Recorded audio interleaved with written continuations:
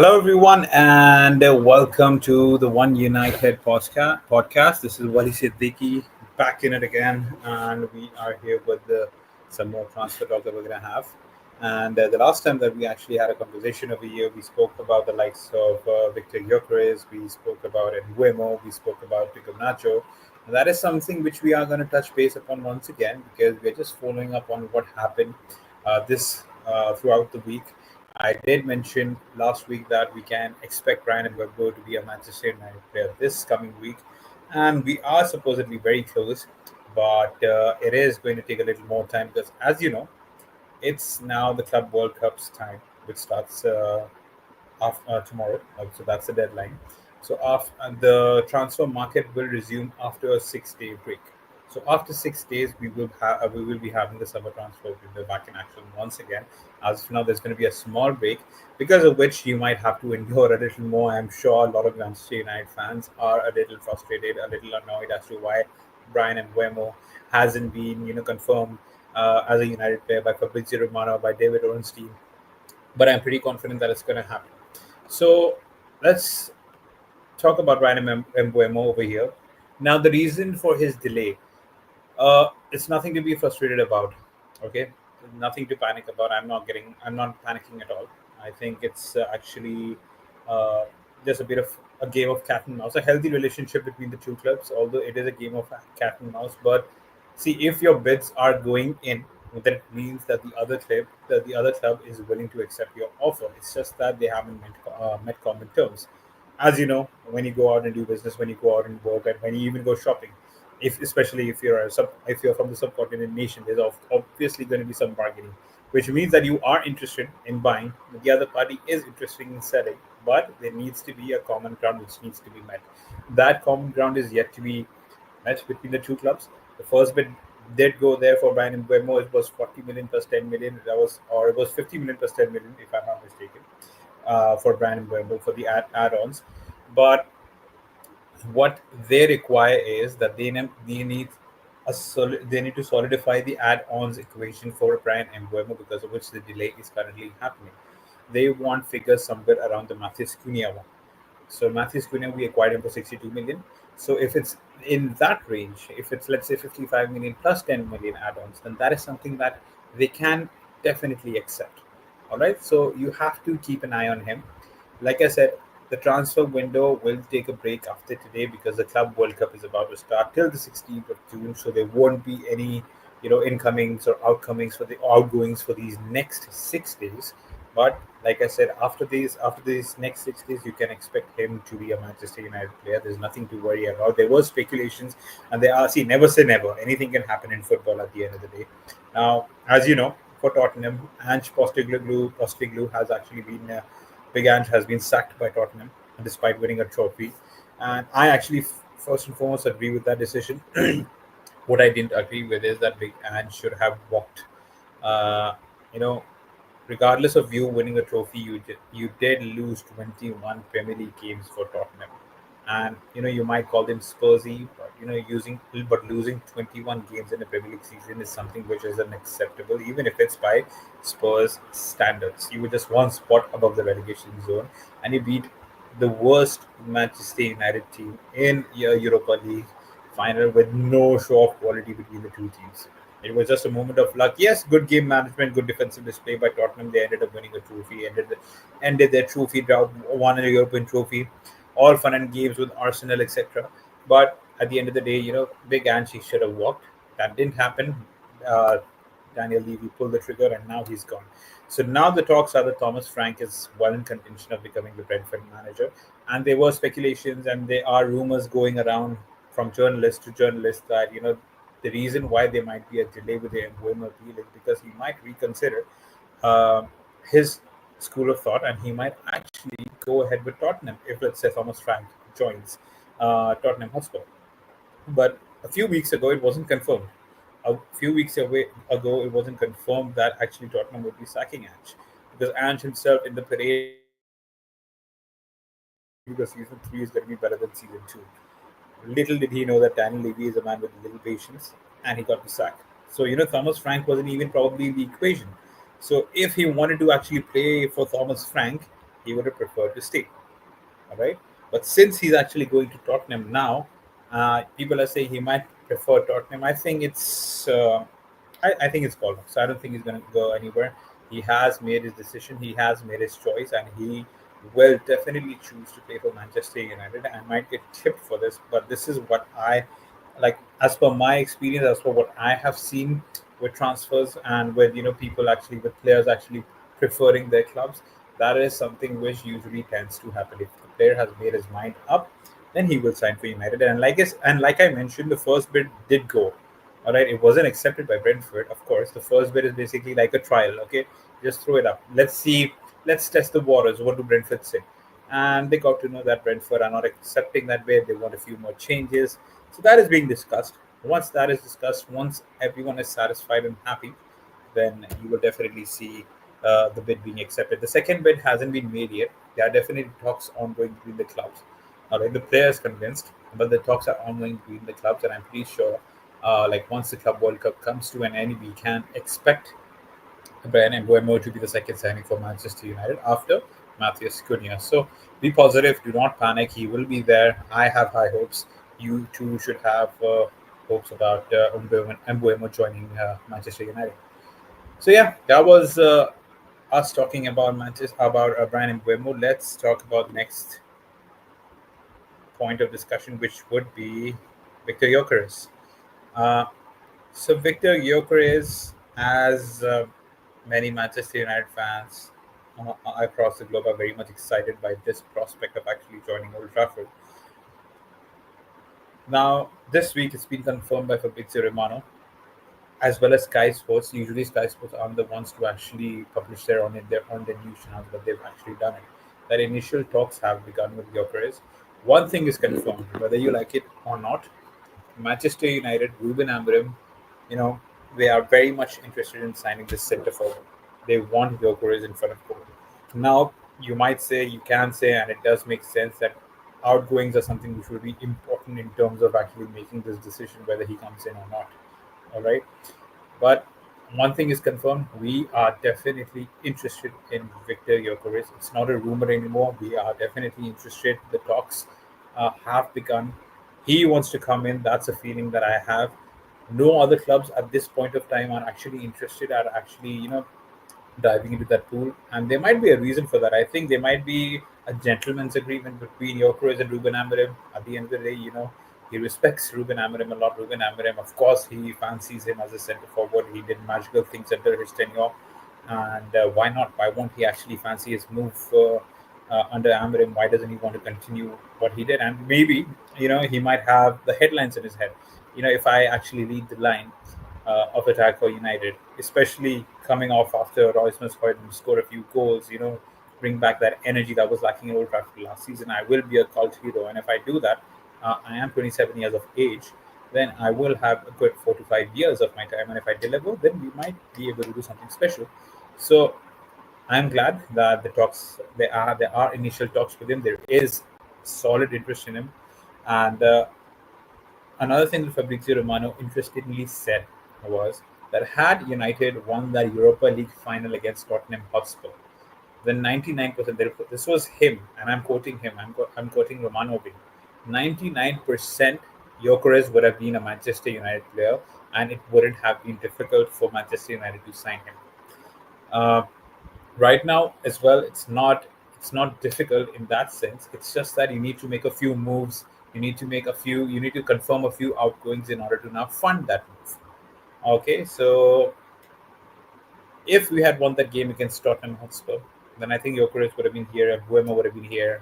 We would have possibly had, if not three, we would have confirmed Mbuemo and Cunha, and possibly after the end of the FIFA World Cup, Gyokeres would have been coming in. Because as per an interview by Ben Jacobs today, he did it with the United Stand. So what he had mentioned was that apart from Victor Gyokeres, Manchester United are interested in many other areas. They are also interested in having a central midfielder. They're also exploring an idea of a wide player, a wing back possibly, and they are also looking into a goalkeeper and goalkeeping situation. That is something which needs to be addressed too. So, United, they want to basically function as quick as possible. So I think, see, the Cunha deal The Mbuemo deal will happen after the World Cup. Once that's done, the next thing that we will be focusing on would be the outgoings. And like I said, see, the Gyokeres situation is such that we are interested in. We are definitely interested in. But I think that would much later in the transfer window we would actually solidify. We would be in a much solid position to actually claim him as our player.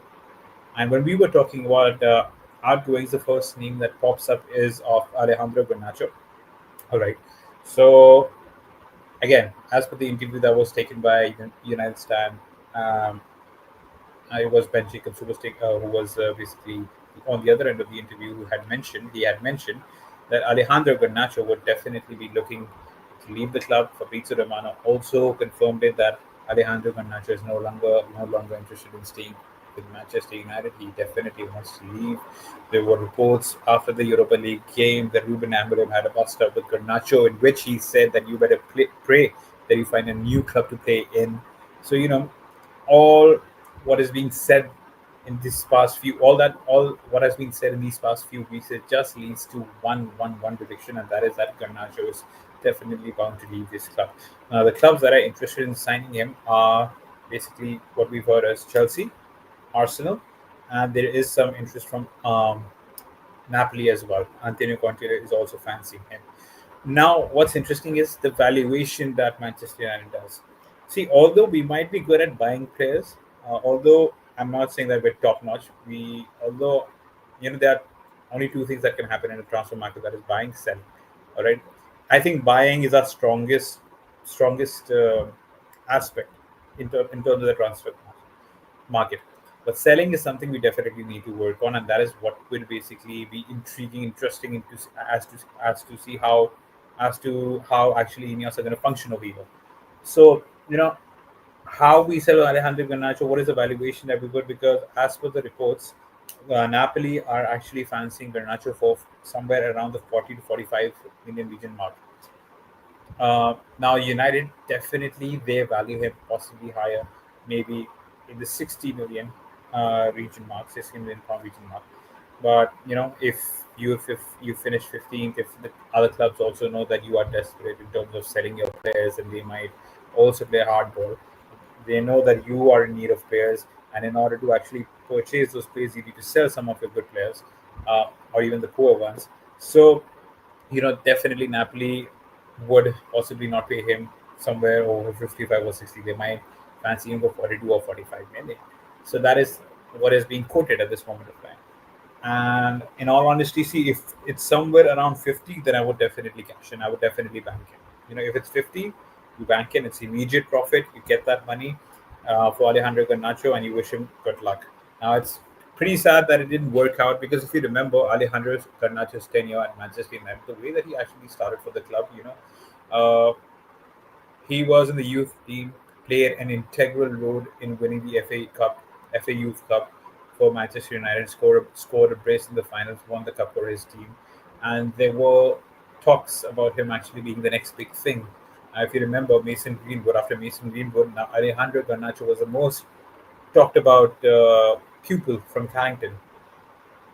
There were talks about him possibly being a Real Madrid bound player somewhere across somewhere, like if you talk about the next 4 or 5 years, there might be a time where he might uh, garner interest from the likes of Real Madrid. But given his performances last season, I honestly think that he's a long way away from that. And I think us fans are also us fans are also kind of responsible for that, because we had high expectations of him.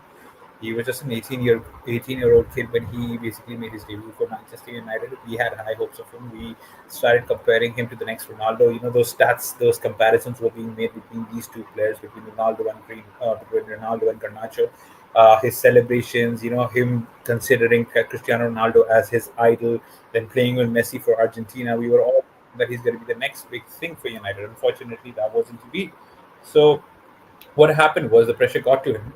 And if you remember him as the super sub, Garnacho as the super sub, he always had a major impact for Manchester United, especially when his jersey number was 49, when he was incredibly new to the club. So at that point, he was turning out to be quite impactful for Manchester United. If you remember the game against West Ham, was it, or Aston Villa in the Carabao or FA Cup, was it? If you remember his game, his assist to Marcus Rashford in the Manchester derby under Eric Ten Hag's tenure, he had. If you remember his iconic goal against Fulham at the dying minutes of the game before the FIFA World Cup had begun. So he had some good moments. His goal against Leeds away from home, he had some good moments. But the problem with us fans, as well as with him as the player, was that he wasn't able to manage those expectations. I think that got to his head. I feel he thought of himself as a player who will definitely represent Real Madrid one day. But at this point of time, it doesn't seem so. And secondly, what had a major impact of his on his reputation was, I think, his brother's involvement too. If you look at what he used to tweet, if he wasn't picked in the team, he was straight up aggressive as well on Twitter. He would have blamed the manager, blamed the players, you know, stood by his brother like a good brother. But uh, if you're actually in support of your brother, you need to be a little diplomatic and make sure that your brother, being a public figure, you shouldn't tarnish his image. You're just making it harder for him. So these things made it hard for him.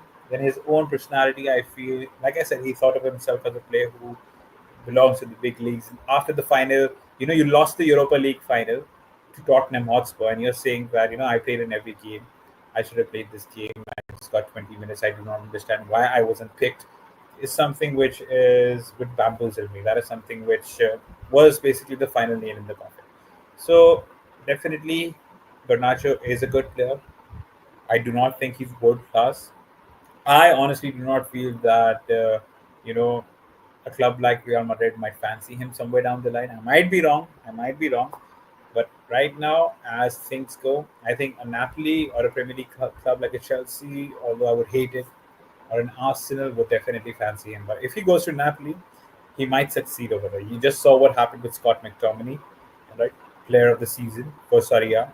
So I think, with all due respects to the Italian league, to Serie A, it's a much slower league in comparison to the Premier League. The physicality levels is also, there is a big difference, and the pace of which would actually suit Alejandro Garnacho. So if he goes there, I would definitely wish him luck.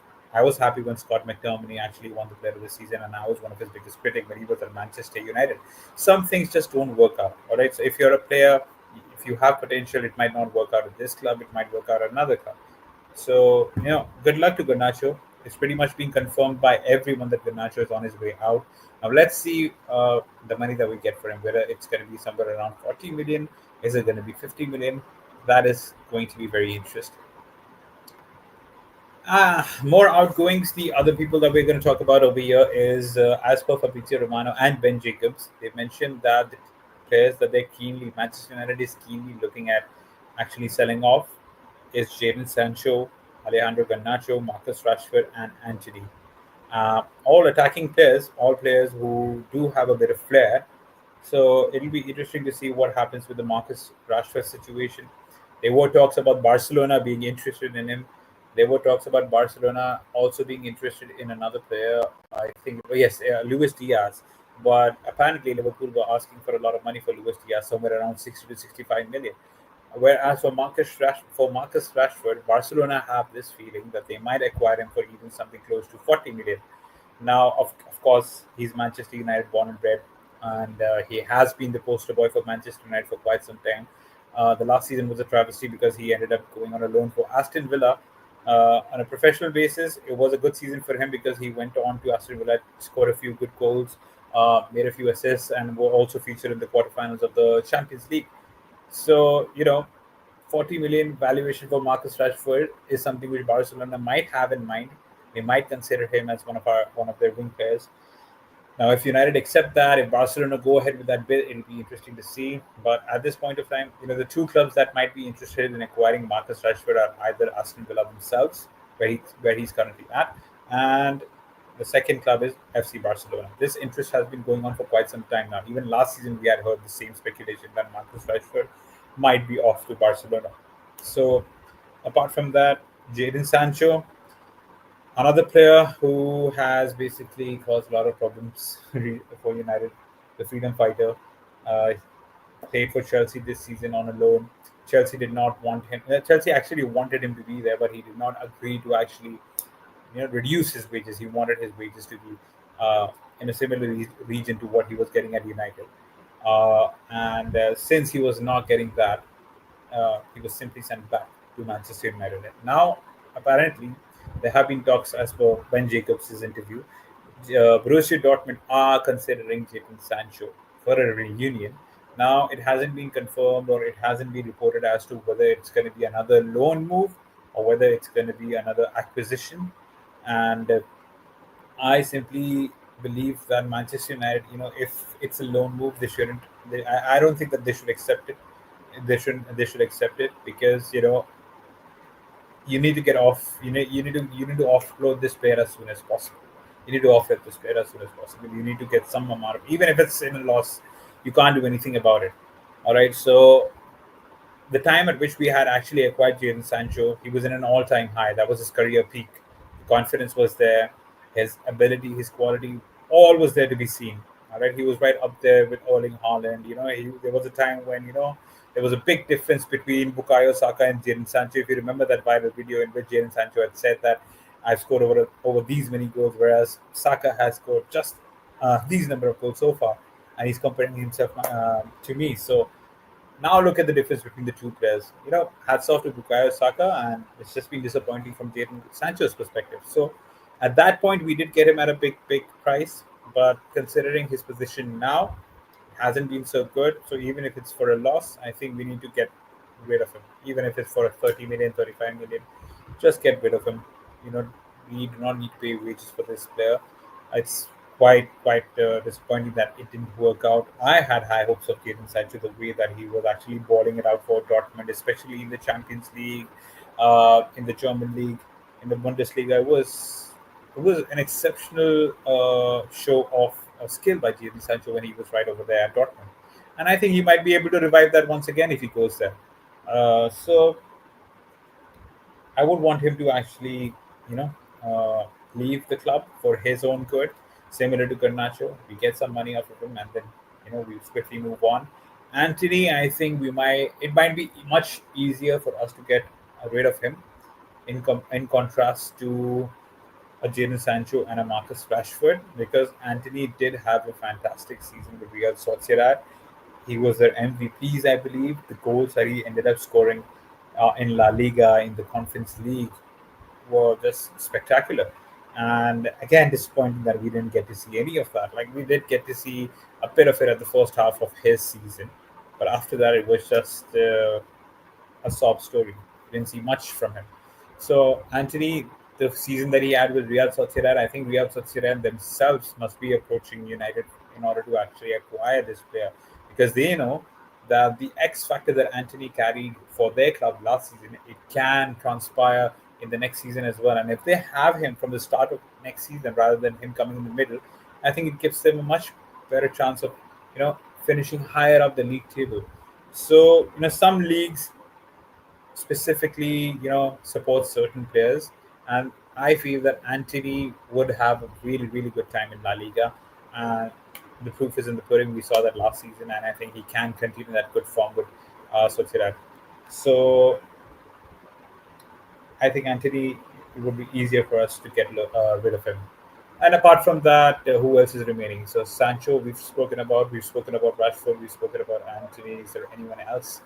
Uh, Now, three players have also left. You have Victor Lindelof, who has left. You have Ericsson, who has left. Johnny Evans, who have left. Rashford is about to leave. You could say Anthony is there. Sancho is about to go. And I'm forgetting another. Oh, yes, Rasmus Højlund.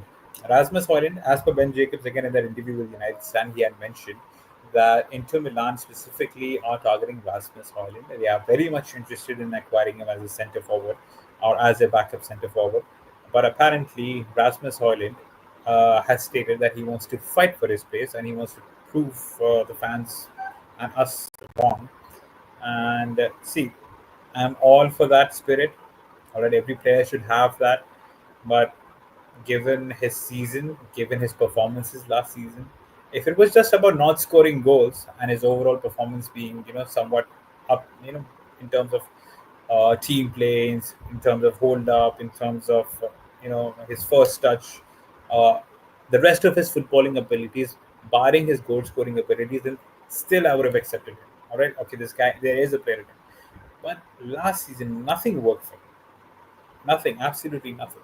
And I do not want us to be sentiment FC. Now the player wants to stay, but you as the club, Ruben Amorim as the manager, and the people operating from above know that this player is not good enough to actually lead the line of attack for Manchester United. So it's best that we part ways.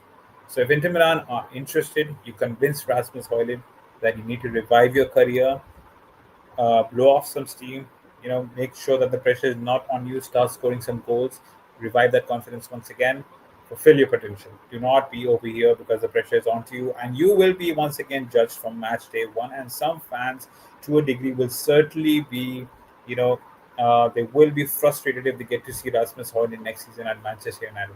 It shouldn't happen with any player, but if they do see him, they will definitely be frustrated, and that is something which will not work in his favor again, because this player hasn't done well under pressure at all.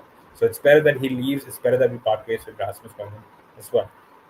So that's about it. I think we've covered the outgoing. We've spoken about Rasmus Højlund. We've spoken about Marcus Rashford, Jadon Sancho, Anthony, and Garnacho. Of course, Garnacho is the most prominent one who has basically who has caught a lot of eyeballs, because a lot of reporters such as Fabrizio Romano, Ben Jacobs have confirmed that uh, Manchester United definitely want to offload him. Clubs such as Arsenal, Chelsea, Napoli is the most prominent name. You know, are interested in getting him. So let's see what happens. And for the people who are actually watching over here, if there's something that you want to talk about specifically, if you want to discuss, let me know if there's a question at all. We probably you can also be a part of this conversation. And the things that we have spoken about today was, see, the Brian and Mbuemo delay. I'm going to summarize everything before we call it a day. So see, there's nothing to panic about regarding Brian and Mbeumo. There will be a further delay because the FIFA Club World Cup begins, and for the next 6 days there aren't going to be any incomings or outgoings because the transfer market will be paused for the next 6 days. It will resume on the 16th of June. Nothing to worry about. The first bid did go in, which means that United and Brentford both are interested in actually finalizing this deal. The first bid, when it goes in, it's basically to test waters. First bid is usually never accepted. So it's, like I said, it's usually done to test waters, to see what Brentford have to say. Now they must have made a decision. They must have told what they require, and I think United are going to work a way through which the second bid will be accepted.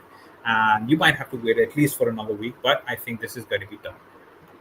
Secondly, we spoke about Victor Gyokeres. Fabrizio Romano had said that it was 99% confirmed that United would have gone for Gyokeres full throttle, and he would have even been a United player had we won that Europa League final with Tottenham and secured a Champions League spot. But regardless of that, it's interesting to see that Victor Gyokeres is still keen on joining Manchester United despite us not being in the Champions League, which means he does fancy a move under Ruben Amorim once again. He believes in him. He believes possibly in the project too. He knows that the player that he is, a good amount of credit does go to Amorim, and he feels that he can take him to the very next level.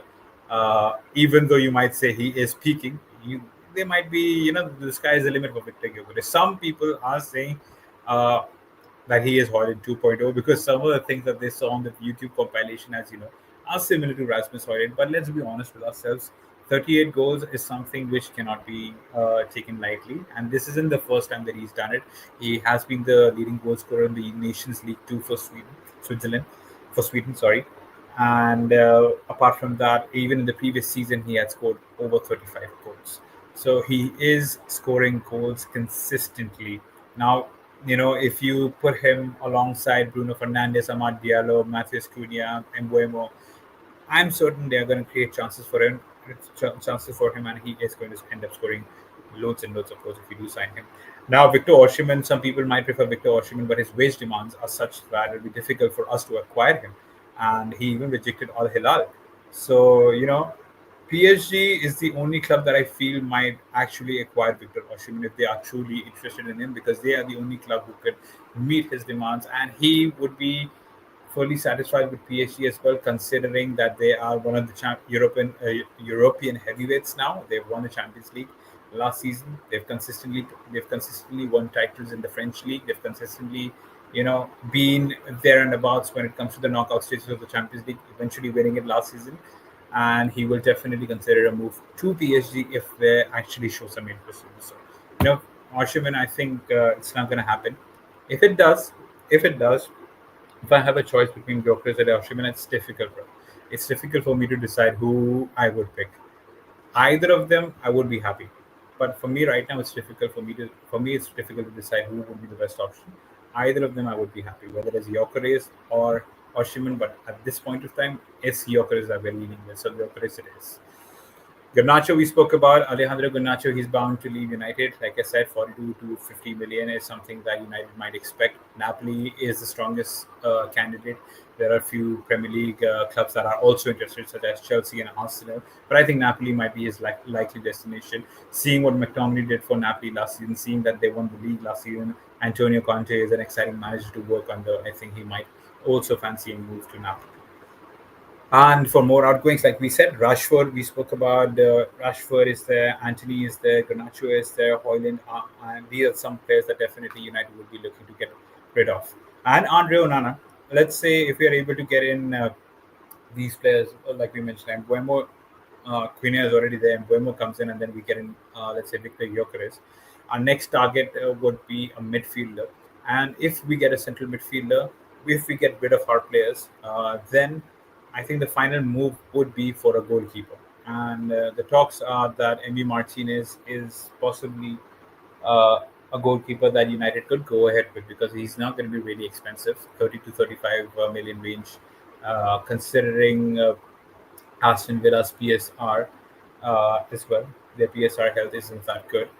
So they might be obliged to actually sell him for somewhere around 35 million. So that is also, I don't know, I'm not too quite convinced, but I am quite, I do see the positives, but I have my reservations about him. I do see the positives, and I do have my reservations about him.